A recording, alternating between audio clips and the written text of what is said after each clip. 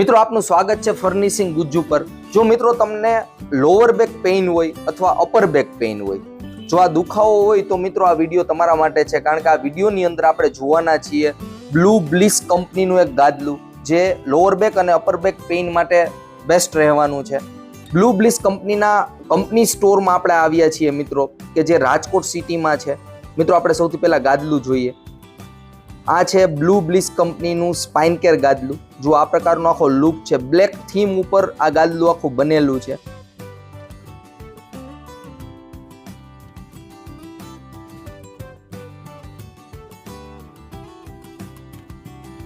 મિત્રો આ ગાદલું dual comfort ગાદલું છે। ડ્યુઅલ કમ્ફર્ટ એટલે ગાદલાની ઉપરની બાજુનો જે ફીલ છે, ઉપર બાજુ આપણે પુશ કરીએ તો મીડિયમ સોફ્ટ ફીલ છે, જો પ્રોપર સપોર્ટ સાથે।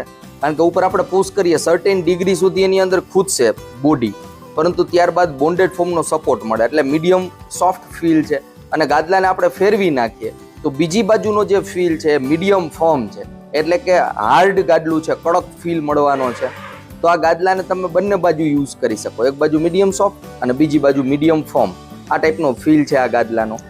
જેથી મિત્રો આ ગાદલું છે અપર બેક પેઇન વાળા લોકો છે અથવા લોઅર બેક પેઇન વાળા લોકો છે, આ બંને માટે રેકમેન્ડેડ રહેવાનું છે। જે લોકોને અપર બેક પેઇન છે એના માટે મીડિયમ સોફ્ટ સાઈડ સારી રહેશે, જે લોકોને લોઅર બેક પેઇન છે એના માટે કડક સાઈડ એટલે કે ફર્મ સાઈડ સારી રહેવાની છે।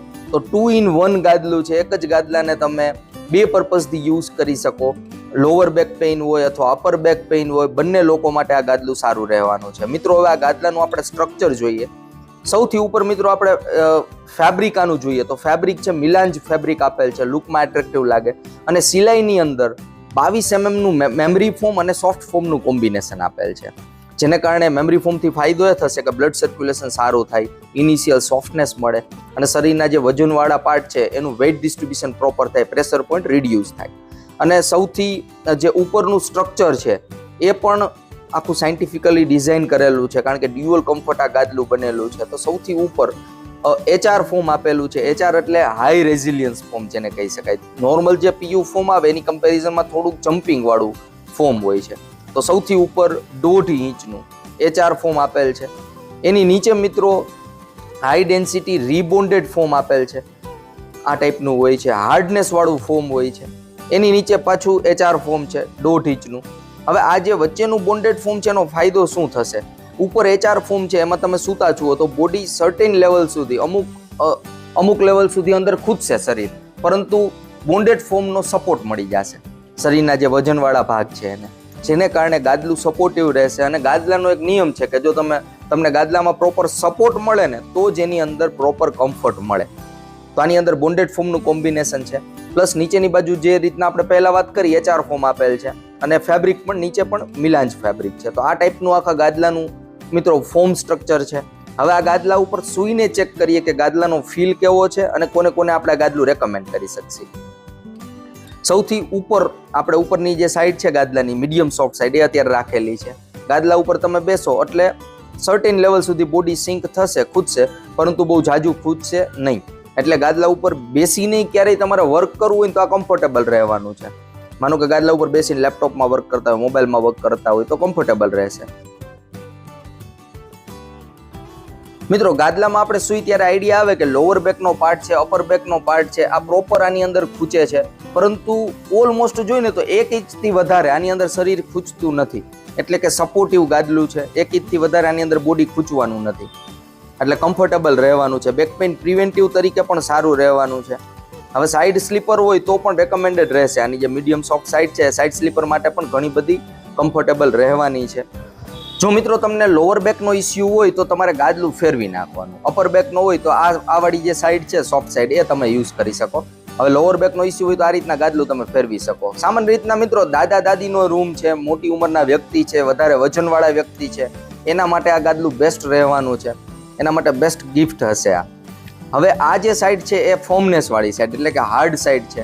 આની ઉપર સૂઈને આપણે ચેક કરીએ, હું તમને પ્રેક્ટિકલ બતાવું કે લોઅર બેક માટે કયું ગાદલું વધારે સારું રહે, કઈ રીતના ચેક તમે કરી શકો। લોઅર બેક માટે તમારે સિમ્પલી ગાદલા ઉપર સૂઈ જવાનું અને વિધાઉટ ટેકણ, કોઈ પણ જાતનું ટેકણ લીધા વગર ગાદલા ઉપરથી તમારે ઊભા થવાનું। જો તમારે એક્સ્ટ્રા એફર્ટ કરવો પડે ને, વધારે મહેનત કરવી પડે ને અને લોઅર બેક ઉપર વધારે વજન આવે ને તો એ ગાદલું તમારા માટે લોઅર બેક માટે કમ્ફર્ટેબલ ના હોય. જો આ ગાદલા ઉપર આપણે સૂઈને ઊભા થતા હોય આ રીતના વિધાઉટ કોઈ પણ સપોર્ટ ટેકણ લીધા વગર, તો એટલો બધી મહેનત નથી કરવી પડતી અને લોઅર બેક ઉપર એટલો વજન પણ નથી આવતો. તો આ ગાદલું લોઅર બેક માટે કમ્ફર્ટેબલ છે એમ આપણે કહી શકીએ મિત્રો. તો આ રીતના કોઈ પણ ગાદલું હોય તમે આ રીતના ચેક કરી શકો કે લોઅર બેક માટે ગાદલું કમ્ફર્ટેબલ કયું રહેશે.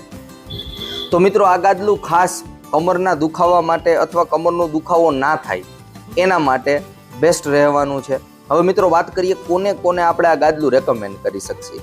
મિત્રો સામાન્ય રીતના જોઈએ તો જેને જેમ શરૂઆતમાં કીધું કે કમરનો દુખાવો છે, અપર બેકનો પેઇન છે, લોઅર બેકનો પેઇન છે, એવા લોકો માટે રેકમેન્ડેડ રહેશે. પ્લસ જે ઓવરવેઇટ છે, 80 kg પ્લસ જેનો વજન છે એવા લોકો માટે પણ રેકમેન્ડેડ રહેવાનું છે. સામાન્ય રીતના નાના બાળકો છે જે ચાઇલ્ડ રૂમ છે એના માટે આ રેકમેન્ડેડ નથી, કારણ કે છોકરાઓને આટલા કડક ગાદલાની જરૂર જ નથી. તો માસ્ટર રૂમ અને પેરેન્ટ્સ રૂમ આ બંને રૂમ માટે આ ગાદલું રેકમેન્ડેડ છે. હવે મિત્રો વાત કરીએ આ ગાદલાની કિંમતની. 6x5 ફૂટની અંદર 6 ઇંચના ગાદલાની MRP જોઈને તો 20,000 રૂપિયાની આસપાસ છે, એટલે કે વેલ્યુ ફોર મની છે. આમાં પણ ડિસ્કાઉન્ટ વગેરે મળતું હોય છે. અને મિત્રો આ ગાદલું 5 ઇંચ, 6 ઇંચ, 8 ઇંચ આ અલગ અલગ જાડાઈની અંદર, થિકનેસની અંદર અવેલેબલ હોય છે. અને બ્લુ બ્લિસ કંપની આ સ્પાઇન કેર ગાદલાની અંદર 7 વર્ષની વોરંટી આપે છે. તો 7 વર્ષ માટે પીસ ઓફ માઇન્ડ રહેવાનું છે. મિત્રો આ ગાદલા વિશે તમારે વધારે માહિતી જોતી હોય કે કોઈ પણ કન્ફ્યુઝન હોય ગાદલાને સિલેક્શન કરવાની બાબતમાં, તો વિડીયોના ઇન્ફોર્મેશનની અંદર હું એક નંબર આપી દઉં છું બ્લુ બ્લિસ કંપનીનો, તમે ડાયરેક્ટ કંપનીમાં પણ વાત કરી શકો છો.